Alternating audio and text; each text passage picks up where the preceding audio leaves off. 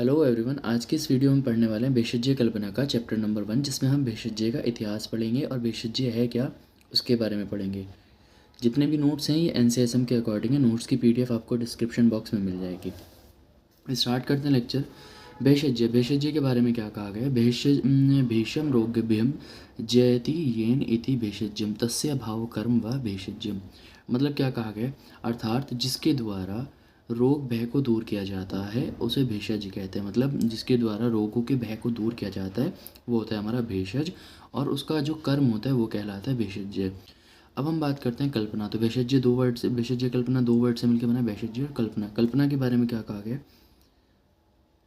कृप सामर्थ्य धातु से अच व धन प्रत्यय के द्वारा होती है। मतलब जो इसकी निरुक्ति है या निष्पत्ति है वो किसके थ्रू होती है, कृप सामर्थ्य में धातु में कृच अच और धन प्रत्यय लगाने से कल्पना की उत्पत्ति होती है, जिसका अर्थ सामान्यतः उस प्रक्रिया में लिया जाता है जिसके द्वारा किसी द्रव्य या वस्तु विशेष में विभिन्न कार्यों को संपन्न करने के लिए शक्ति उत्पन्न की जाती है। मतलब वो प्रोसेस जिसमें क्या करते हैं हम, किसी द्रव्य या किसी वस्तु विशेष में विभिन्न डिफरेंट वर्क को कराने की जो शक्ति है उसको जो उत्पन्न किया जाता है उसको हम कहते हैं भेषज कल्पना। ठीक है, तो दो वर्ड हो गए हमारे भेषज्य और कल्पना।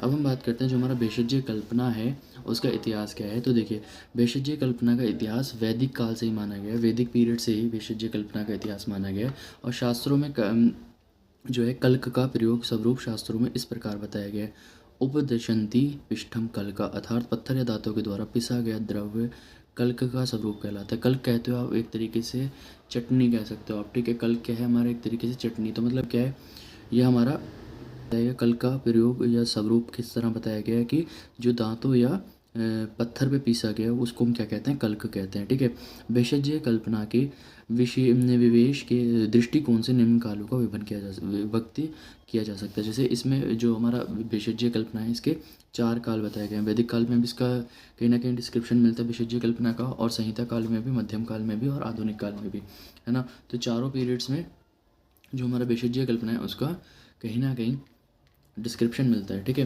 तो सबसे पहले हम बात करते हैं वैदिक काल में। वैदिक काल में मतलब ऋग्वेद में औषधि सूक्त तथा अन्य वेदों में अनेक औषधियाँ सोम, करंज, बिल्व, विबितकी, तुरवा, प्लाश, बेर, अर्जुन आदि का वर्णन प्राप्त है। मतलब ऋग्वेद में, मतलब इन द्रव्यों के बारे में ऋग्वेद में भी अगर आप देखोगे तो औषधि के रूप में इन द्रव्यों का, जैसे सोम, करंज, बिल्व, विबितकी, दूर्वा आदि का वहाँ पे वर्णन मिलता है। और सोम को ऋग्वेद में सोम को क्या कहा गया, प्रमुख औषधि माना गया और राजाओं की औषधियों या औषधियों का राजा माना गया। ठीक है, तो आप अगर एमसीक्यू देखिए बन सकता है कि किस ऐसी कौन सी औषधि जिसको औषधियों का राजा माना गया। तो सोम को ऋग्वेद में औषधियों का राजा बताया गया।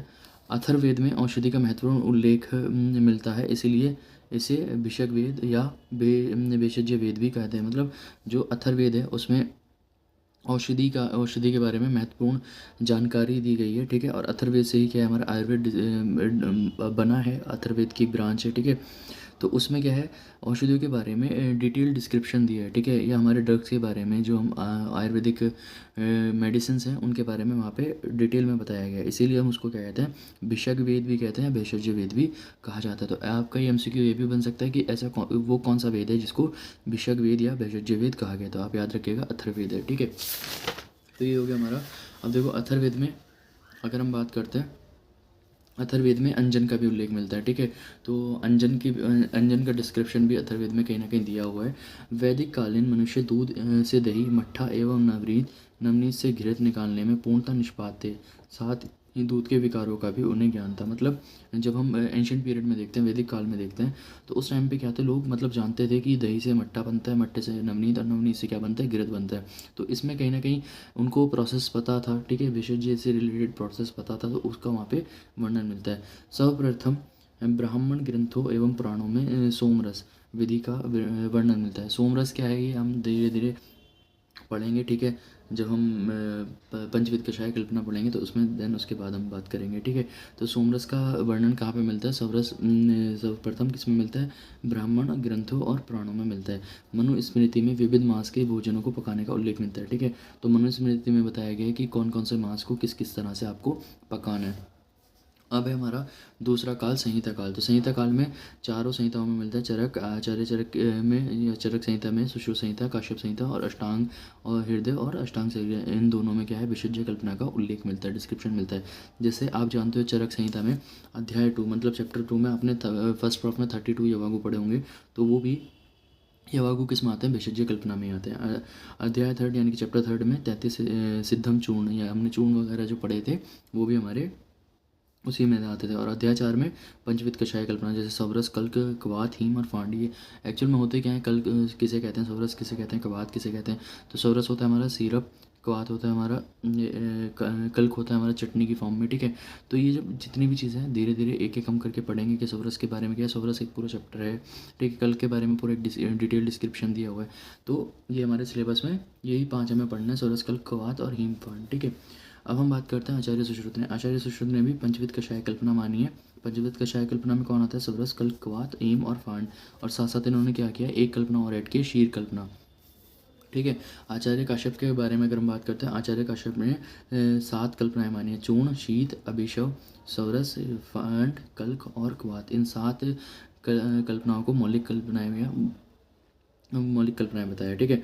अष्टांग हृदय, अगर हम अष्टांग हृदय की बात करते हैं दोनों में, तो क्या है, आचार्य वाग्भट ने विरचित इन दोनों ग्रंथों में पंचविध कषाय कल्पनाओं को ही मौलिक सिद्धांत माना है। मतलब आचार्य चरक ने जो बात कही है, ठीक है, आचार्य चरक ने जो कषाय कल्पनाएं मानी है, उन पंचविध कषाय कल्पना मानी, चौरस, कल्क, कवात और हीम और फांड। तो आचार्य लघु वाग्भट ने आचार्य वाग्भट ने भी इनको ही माना है। अब हम बात करते हैं मध्यम काल, ठीक है।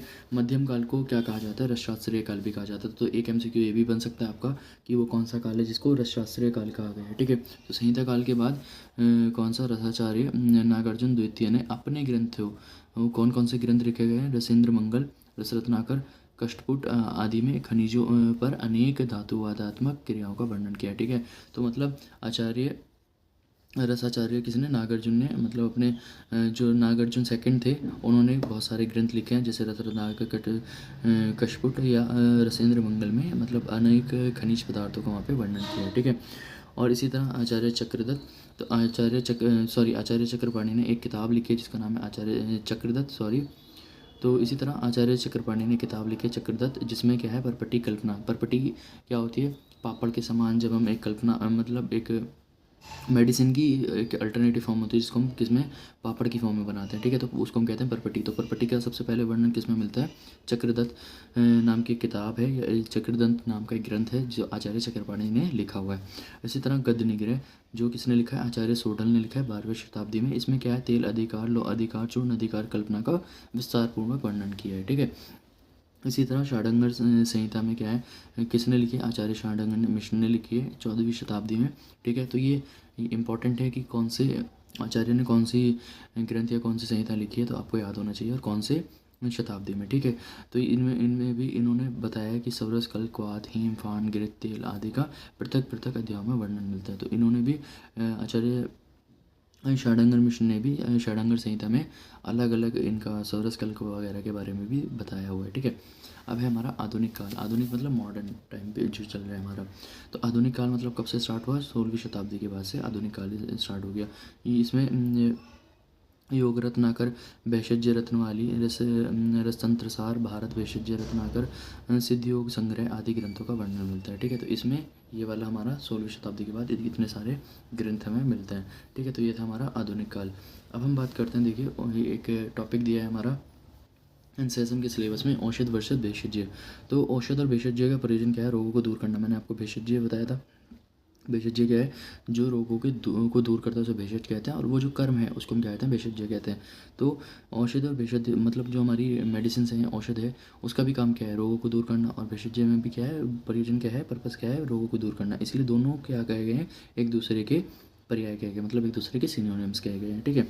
तो भेषज्य में अगर हम बात करते हैं तो भेषज्य और औषध में लेकिन डिफरेंस क्या है, तो बलि, होम, व्रत, तप, शांति कर्म द्वारा रोगों का शमन करना भेषज्य कहलाता है। मतलब देखिए औषधि में क्या करते हो आप, मेडिसिन देते हो, ठीक है। तो लेकिन भेषज्य में क्या कहा गया, बलि करके, हवन करके, व्रत रख के, तप करके, ठीक है। तो इन सब के द्वारा जब हम रोगों को शांत करते हैं, ठीक है, तो वो विधि यहाँ पे बताई गई है। भेषज्य विशेष रूप से जो हमारा भेषज्य है, भेषज्य है हमारा, तो विशेष रूप से किस पे वर्क करता है, मानसिक रोगों में प्रयोग किया जाता है। ठीक है, मानसिक रोगों पे ज़्यादा मानसिक रोगों के लिए ज़्यादा बात करता है। ठीक है, जो चिकित्सक भेषज विज्ञान को जानता है और रोगियों के लिए हितकार है उसे भेषज या भेषज्ञ कहा जाता है। ठीक है, मतलब वो चिकित्सक मतलब यानी कि हमारा वो डॉक्टर जो किसके बारे में जानता है, बेशक के विज्ञान को, जो विज्ञान के बारे में जानता है। ठीक है, और रोगियों के लिए क्या होता है, हितकर होता है, उसे हम क्या कहते हैं, भेषज कहते हैं, भेषज्ञ उसको कहा जाता है। ठीक है, तो भेषज्ञ हमारे उस डॉक्टर के लिए भी यूज़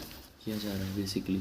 अब हम बात करते हैं नेक्स्ट लाइन, जिस औषधियों की कार्ययोनि प्रवृत्ति देश आदि शारीरिक मानसिक एवं भूत आत्मा के रोगों को दूर करने वाली हो तथा जिनको कोई प्रतिकूल प्रभाव उत्पन्न नहीं हो उसे भेषज कहते हैं। ठीक है, मतलब क्या है कि जिस औषधि की कार्ययोनि क्या हो, प्रवृत्ति देश आदि शारीरिक मानसिक और भूत आत्मा के रोगों को दूर करने वाली हो तथा जिससे कोई भी प्रतिकूल मतलब उसके अलावा कोई प्रभाव उत्पन्न ना हो तो उसको हम क्या कहते हैं, भेषज कहते हैं। जिसके द्वारा रोग के भय को जीता जाता है उसे हम भेषज कहते हैं, और जिसके द्वारा रोगी की चिकित्सा की जाती है या रोग को हटाया जाता है उन सब उपायों को भेषज कहा जाता है। ठीक है, वो उपाय जिनमें क्या किया जाता है, रोगों की चिकित्सा की जाती है या रोगों को हटाया जाता है, उन सारे साधनीय उपायों को हम क्या कहते हैं, भेषज कहा जाता है। ठीक है, ये था हमारा।